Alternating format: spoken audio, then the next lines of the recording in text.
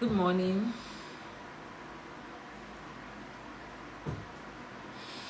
And welcome to another edition of Study Time with the Word. My name is Hilda, and today is a great day. We give God praise. We're grateful for all that God is doing with us, in us, and through us. We've been talking about prayer this week. We started yesterday.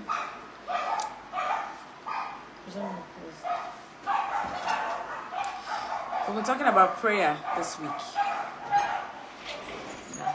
Thank you.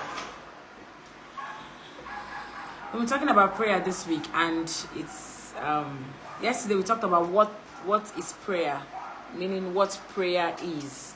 And today we are going to be talking about what prayer is not.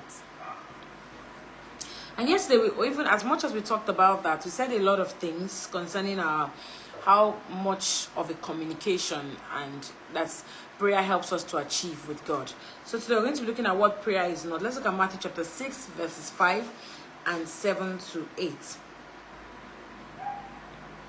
Matthew chapter 6, verses 5 and 7 to 8.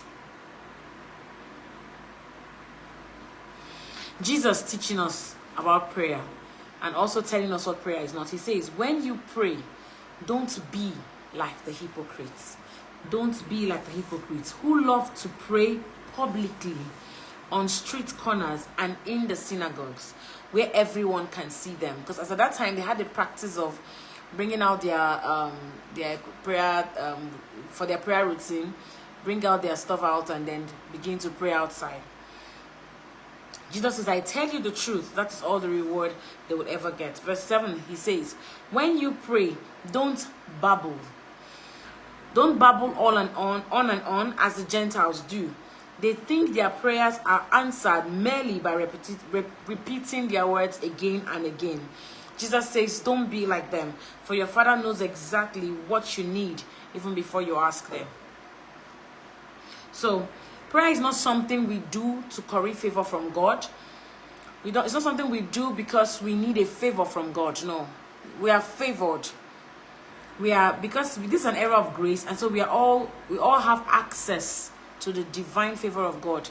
We all have access to uncommon favor. So prayer is not something we do because we want to curry favor, we want to get something, or we want to appeal or manipulate, and then we get emotional. That's not what prayer is all about. Prayer is something we do because we need Him, our sufficiency is in Him, and all of that. Then I listed some points out here. I listed 6 points to express or explain what prayer is. Now, number 1, I said prayer is not an act. It's a life. Prayer is not an act. It's not talking to God. It's talking with God. There has to be a response. There is a response. There's someone at the other end listening, and that is God. So prayer is not talking to God. It's talking with God. Most times repetitions of prayers can be born. Most times they are born out of doubt. You've asked God for something. You've spoken to Him about something. You raise it again and again and again and again. Do you understand? I'm not speaking about the place of intercession now. I'm talking about personal needs, personal issues, worries, anxieties, and things like that. So we talk to God about it, talk with God about it, and then we are on it for the next 6 months, for the next 5 months. Do you understand? Then that's what I mean when I say prayer is not an act. Prayer is a life. It's something you do. It's something you do consistently, something you do continually. You are speaking with God, you're talking with God continually. Do you understand? And I'll never forget that even in the most trying times, God is closer to you than ever. Never forget that. So when I say prayer is not an act, what do I mean? Prayer is not an act, what do I mean? And also, when prayer becomes an act, what are the things you see? What are the likely things you can connote when you say prayer, when you make prayer an act? Number 1, you encounter problems, more problems in life that will overwhelm you. You encounter more problems when you make prayer an act. When you make prayer religious, or probably some people think that until they've shaken their body or they do all those gesticulations, the prayer is not it. No. You can do all of that as you are led, but ensure that it's not about that act. It's something you do on a daily, continually. So when prayer becomes an act for you, you get frustrated. Why? Because you're not going to be you're not going to be hearing the responses of God as to what you're talking with him about. Do you understand me? Even when God speaks, you might likely not hear, or you might expect him to speak in a certain way, of which he will not, because he's not answerable to you. So when prayer becomes an act, you get frustrated because you think your prayers are not answered. Sometimes you can be asking God for something, but the answer to your prayer is not him giving you that thing. It's in him giving you the wisdom to get that thing. I don't know how to explain that. I hope you understand what I'm saying. So when it becomes an act, there's no relationship actually.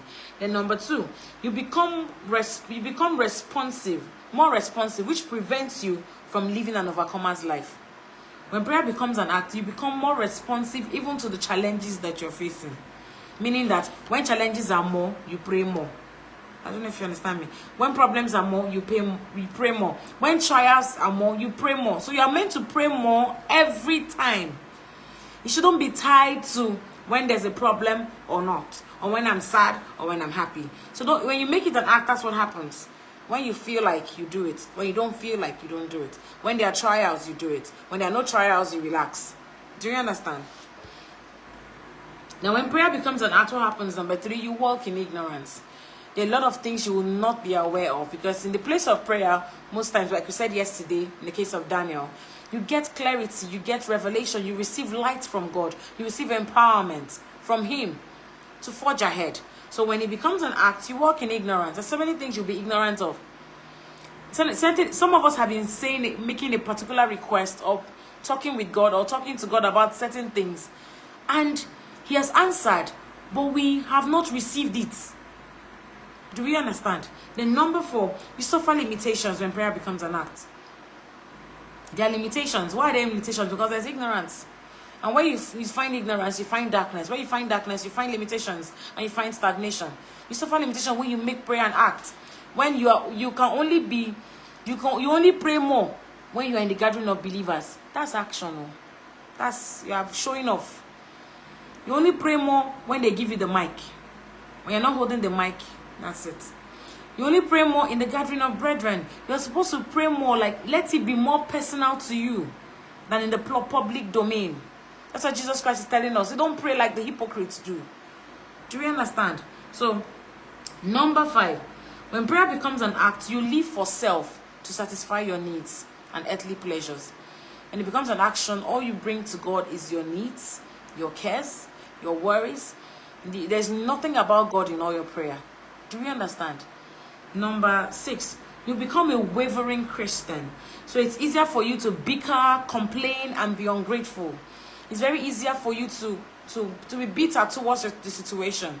When you pray, you ask God for something, and it seems like you feel like God is delaying, you get frustrated.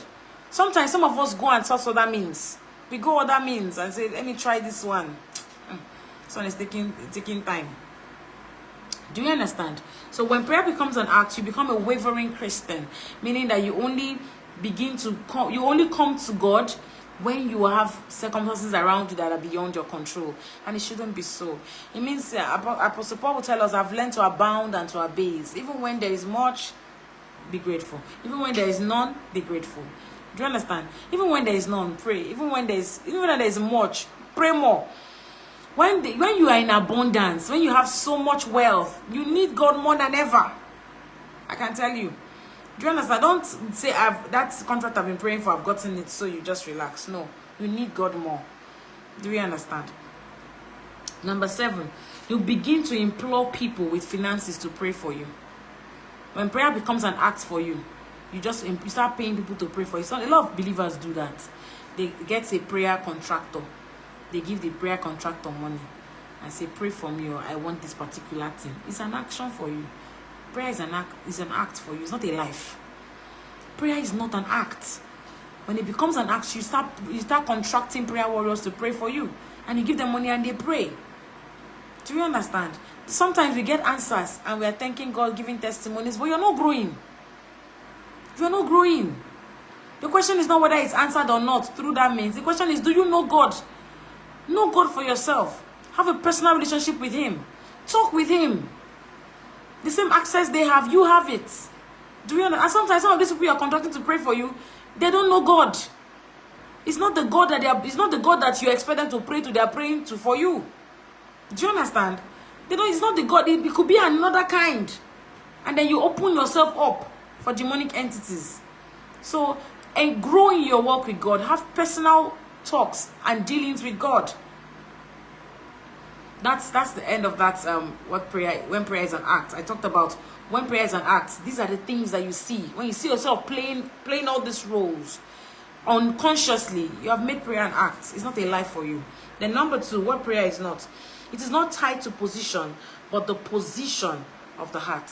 It's not tied to whether you're a pastor, whether you're an evangelist, whether you're the head ushering department, or the lead vocal, or what. It's not tied to all of that. It's tied to the position of your heart. Can God get to your heart? Does God have your heart? Is God enthroned in your heart? Communication is easy. You won't struggle with prayer. Do you understand? Proverbs 28 verses 9. Proverbs 28 verse 9 says, God detests the prayer of a person who ignores the law. You can't continually be in rebellion and disobedience to God's commands and you want to connect with him. You have to make amends. Do you understand? You cannot continually rebel against his principles, against his word, and expect to hear from him. Does it mean he wants? Yes, he will. But to what degree will you get answers? So the first step is to make amends. Position your heart right with God. Open your heart to him so that he can have your heart. The revelation to tell us that, behold, I stand at the door and knock. If any man will let me, say, I will come in. The door of where? Our hearts. Do we understand? Let's look at what Elijah did in James chapter 5, verses 16b to 18. It says, the earnest prayer of a righteous person has great power and produces wonderful results. The earnest prayer of a righteous person has great power. How do we know? Look at James chapter 5 verse 17 to 18. Elijah was as human as we are, the Bible is speaking. And yet, when he prayed earnestly that no rain would fall, none fell for 3.5 years. None. Then when he prayed again, the sky sent down rain and the earth began to yield its crops. That's a man that is human like we are. What impact? What's the impact of your prayer life? Even to yourself, even to everyone around you. Before we can talk about the nation we're talking about the atmosphere. What is the impact of your prayer life to you? When your prayer life is effective, it can be revealed in the way that you live. Do we understand? That's Elijah. The scripture defines him as human as we are. That's what James is telling us. He said he was able, he prayed and rain never fell for 3.5 years. So, to a lot of believers, we make prayer more of an act than a life. Prayer is a daily experience. We talk with God every day, every time. Then, the right way to pray is the way that Jesus has taught us. Even if you choose to go on the mountain, even if you choose to go on your knees, even if you choose to lie on your bed, even if you choose to lie on the floor, ensure that you have a heart-to-heart connection with God. It's not the fact that I'm a minister means, as a minister, it's not a defining factor that I should pray more than you. No, we are all children of God. We are all believers and children of God. So whether I'm a minister, whether I'm a child of God, or whatever it is that God has called me to do, can I stay connected to God? I may be a businesswoman in the marketplace selling things. When I was a taxi driver, I was communing with God per time. For every time a client entered my car, the Lord was speaking to me about them. There's some of them he would permit me to speak to them concerning what he had said. There's some that I didn't need to tell them. Do you understand? It wasn't for their information. Do you understand? I remember someone entered my car, and she entered with a friend, and the Lord started ministering to me about her. And the lady she entered the car with didn't mean well for her, but you need to have seen the way they were laughing and chatting away. But when the friend dropped, they dropped from my car. Remember now, I dropped them off. When I got home, I had to call her because I had that burden, and I told her, be wary Be wary of unfriendly friends. Be wary of enemies that pose as friends. I remember her, she was so grateful that day. So you must constantly hear God. Praise God. Number 3. Prayer is not to fulfill a religious obligation or a ritual. It is not that. It's not to say, because you have not prayed today, you say, oh, I've not prayed today. I remember, and you pray, and that's it. No, that's not what prayer is. It's not to fulfill an obligation or a ritual. Do you understand? Don't make it an obligation. Make it about God. Make it more about your relationship with God than anything. And number 4, it doesn't have to be loud. Praise God. Prayer doesn't have to be loud. Let's look at Mark chapter 5, verse 25 to 29. See the woman with an issue of blood. See what she said. She had suffered for years and she had constant bleeding. She had spent money being to doctors, medications, not getting any better. And look at what she said in verse 27. She said, so she came up, she heard about Jesus. She came up behind him through the crowd and touched his robe. But before then, she had thought to herself, if I can just touch his robe, I will be healed. It was a thought. It was a thought that materialized into her healing. It was a thought. She prayed it. She wanted to be healed. That was a prayer she said from within. And it had more impact than most of us have ever prayed. Do you understand me? It had more impact. It brought about her healing. And she moved with the faith, believing that she will be healed. Then number 5, prayer is not only when there is a problem. James chapter 5 verse 13. James says, are any of you suffering hardships? You should pray. Are any of you happy? You should sing praises. So, meaning whether you are suffering hardship, whether you are happy, pray. Don't make prayer all about when things are hard. Don't make prayer all about when things are not rosy, when things are not in your favor. Don't do that. God cannot be used. God cannot be used. Even when you are joyful, James tells us, he said, sing praises. That's also prayer. Constantly pray. Then lastly, prayer is not a wish. God is not a magician. You know that thing, like genie, make 3 wishes. You know, and you say, I wish to. That's not prayer. It's not a wish. God is not a magician. Do you understand? I remember some persons have asked me some time ago, Ma, please pray for me. And I say, why? Some people don't know, they don't have a reason. Just because they see that you're anointed, God has called you, you're a servant of God, they say, pray for me. I say, why? I remember having a meeting, I have a meeting in the stadium, like by weekends. And one of the men say, after this thing, can we pray? I say, why? When you ask them, we've had prayer sessions before. But as you are led, do you understand? So, some persons, if you ask them, when they say, pray for me, why? They don't have a prayer request. They don't even know the prayer request. But they just want you to pray for them because they know that the servant of God is there. I remember some time ago, a lady was telling me, please pray for her. I said, but I'm not led. So for the next fellowship we have again, she said, Ma, you've not still prayed for me. I said, but I'm not led. I think it happened like on 3-4 occasions. I think the 4th one, then the Lord now opened up to me and told me that I should tell her that she should forgive everyone that has offended her, that her deliverance lies in her forgiveness. And then I called her, I said, come. You said I should pray for you, but I said, see what the Lord said I should tell you. That was the prayer she needed. That was what she was meant to do to receive her deliverance. And when I told her gave her that instruction, she broke down and she was in tears. Do you understand? And I held her and told her, you must really have hurt what they did to you.